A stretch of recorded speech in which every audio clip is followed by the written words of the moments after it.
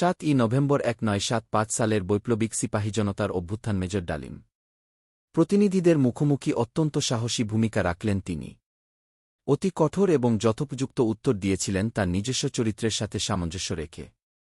আমাদের আলোচনার পর কর্নেল মান্নাফ এবং মেজর মালেককে ডেকে পাঠানো হল প্রেসিডেন্টের অফিস কক্ষে। তারা দুজনেই কামরায় ঢুকে প্রেসিডেন্টকে সেলুট করে দাঁড়াল। ভাব গম্ভীর পরিবেশ। আমরাও রয়েছি এক পাশে। প্রেসিডেন্ট মোশতাক জানতে চাইলেন, বলো, তোমাদের কি বলার আছে? কর্নেল মান্নাফ ব্রিগেডিয়ার খালেদদের তরফের দাবিগুলি একটা একটা করে ব্যক্ত করে প্রেসিডেন্টের জবাব জানতে চাইলেন।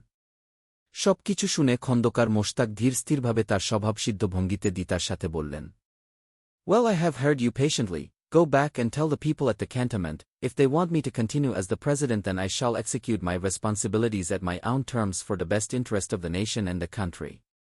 I am not at all prepared to remain as the head of state and government to be dictated by some brigadier.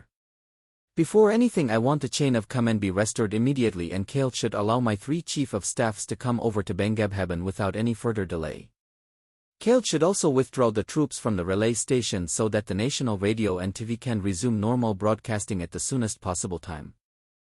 My priority at this time is to bring back normalcy in the country. Amar nirdesh jodi Khaled mante raji na hoy, tobe take bolbe he should come over to Bengabhaban and take over the country and do whatever he feels like. আমি একটা রিক্সা ডাইকা আগামসি লাইনে জামুগা। তথ্যসূত্র, যা দেখেছি, যা বুঝেছি, যা করেছি। লেখক মেজর ডালিম। বই পড়ুন, ইতিহাস জানুন, নিজের বিবেক জাগ্রত করুন।